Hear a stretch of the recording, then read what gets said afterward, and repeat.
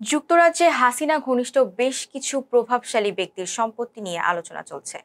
অভিযোগ উঠেছে তারা ক্ষমতার অপব্যবহার করে সরকারি অর্থ লুট করেছেন এবং সেটি ব্রিটেনে বিনিয়োগ করেছেন।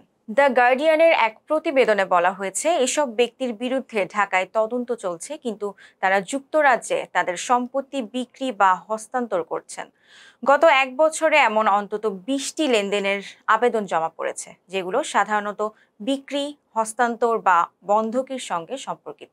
বাংলাদেশ ব্যাংকের গভর্নর আহসান এইচ মনসুর বিষয়টি নিয়ে উদ্বেগ প্রকাশ করেছেন। তিনি বলেছেন, আমরা জানি অনেকেই সম্পত্তি বিক্রি করতে চাইছে, তাই যুক্তরাজ্য সরকারকে আরও পদক্ষেপ নিতে হবে। এই তদন্তের সাথে জড়িত প্রধান দুটি নাম সালমান এফ রহমান এবং সাইফুজ্জামান চৌধুরী। এর মধ্যে সালমান এফ রহমানের পরিবারের 1469 কোটি টাকার সম্পত্তি মে মাসে যুক্তরাজ্যের এনসিএ ন্যাশনাল ক্রাইম এজেন্সি জব্দ করেছে। এর 3 সপ্তাহ পর সাইফুজ্জামান চৌধুরীর সম্পত্তিও জব্দ করা হয়। এনসিএ জানিয়েছে সাইফুজ্জামান যুক্তরাজ্যে 300টির বেশি সম্পত্তির মালিক। তবে শুধু তারা নয়, সাবেক সরকারের বেশ কিছু উচ্চ পদস্থ ব্যক্তি এখন যুক্তরাজ্যে তাদের সম্পত্তি বিক্রি বা হস্তান্তরের চেষ্টা করছেন। তাদের বিরুদ্ধে ঢাকায় তদন্ত চললেও এই লেনদেনগুলো কেন ঘটছে তা নিয়ে প্রশ্ন উঠেছে।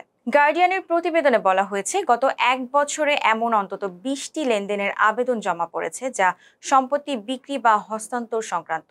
এছাড়া বেশ কিছু ব্যক্তির সম্পত্তি সম্প্রতি বাজারে তোলা হয়েছে, যাদের মধ্যে আছেন বসুন্ধরা গ্রুপের কর্ণধার আহমেদ আকবর সোবহান এবং সাইফুজ্জামান চৌধুরীর ভাই আনিসুজ্জামান। আনিসুজ্জামান চৌধুরীর মালিকানাধীন লন্ডনের রিজেন্টস পার্ক এবং সেন্ট্রাল লন্ডনের বেশ কিছু মূল্যবান সম্পত্তি সম্প্রতি বিক্রি হয়েছে।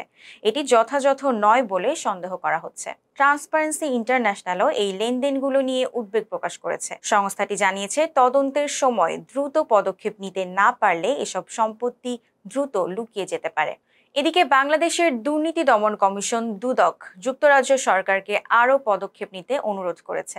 তাদের দাবি, এসব সম্পত্তি যেন দ্রুত ফ্রিজ করা হয়, যাতে সেগুলোর লেনদেন বন্ধ থাকে। ব্রিটেনের কর ও দুর্নীতি বিরোধী সংসদীয় গ্রুপের চেয়ারম্যান জো পাওয়েল এমপি বলেন, সম্পত্তি দ্রুত হস্তান্তর হয়ে গেলে তদন্তে অন্তরায় সৃষ্টি হবে।